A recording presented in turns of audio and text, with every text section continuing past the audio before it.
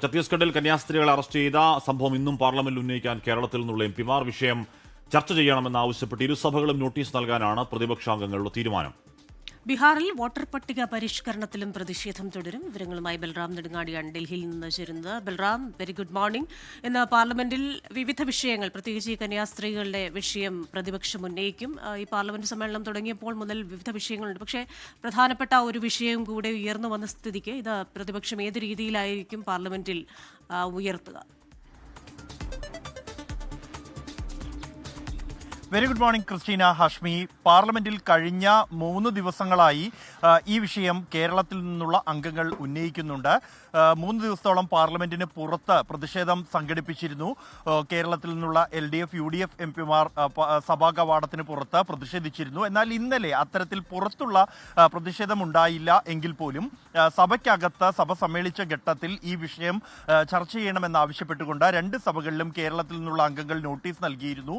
2 സഭകളിലും അധ്യക്ഷന്മാർ എന്നാൽ ആ നോട്ടീസുകൾ തള്ളുകയാണ് ഉണ്ടായത്. കഴിഞ്ഞ ദിവസം ആഭ്യന്തരമന്ത്രി അമിത്ഷായുമായി UDF എംപിമാർ കൂടിക്കാഴ്ച നടത്തുകയും ഈ വിഷയത്തിൽ കന്യാസ്ത്രീകളുടെ മോചനം ഉറപ്പാക്കാനുള്ള ഇടപെടൽ ഉണ്ടാകുമെന്ന് ആഭ്യന്തരമന്ത്രി ഉറപ്പ് നൽകിയതായി പിന്നീട് മാധ്യമങ്ങളെ അറിയിക്കുകയും ചെയ്തിരുന്നുവെങ്കിൽ പോലും വിഷയം പാർലമെന്റിൽ ഉന്നയിക്കുന്നത് ഇന്നും തുടരാൻ തന്നെയാണ് പ്രതിപക്ഷ എംപിമാരുടെ തീരുമാനം. 2 സഭകളിലും അംഗങ്ങൾ ഈ വിഷയം ചർച്ച ചെയ്യണമെന്ന് ആവശ്യപ്പെട്ടുകൊണ്ട് നോട്ടീസ് നൽകും.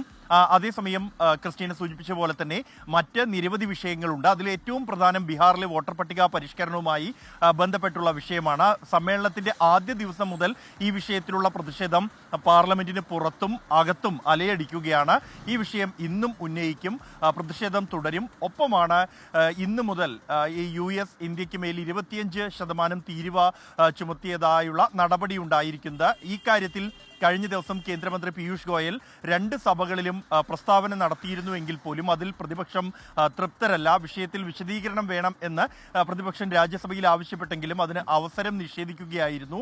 അതുകൊണ്ട് തന്നെ മറ്റ് വിഷയങ്ങൾക്കൊപ്പം US തീരുവയും ഉയർത്തി പ്രതിഷേധം കടുപ്പിക്കാനുള്ള ഒരു തീരുമാനത്തിലാണ് പ്രതിപക്ഷം. അതുകൊണ്ട് തന്നെ പാർലമെന്റിന്റെ 2 സഭകളും ഇന്നും പ്രക്ഷുബ്ധമാകും എന്ന് ഏതാണ്ട് ഉറപ്പാണ്. ക്രിസ്റ്റീന, ഹാഷ്മി. ലോകത്തെവിടെയായാലും ഏത് സമയത്തും 24 വാർത്തകളും ഓഗ്മെന്റഡ് റിയാലിറ്റി പാക്കേജുകളും എക്സ്പ്ലെയിനറുകളും വിശദമായി കാണാൻ ഞങ്ങളുടെ YouTube ചാനൽ നിങ്ങൾക്ക് സബ്സ്ക്രൈബ് ചെയ്യാം.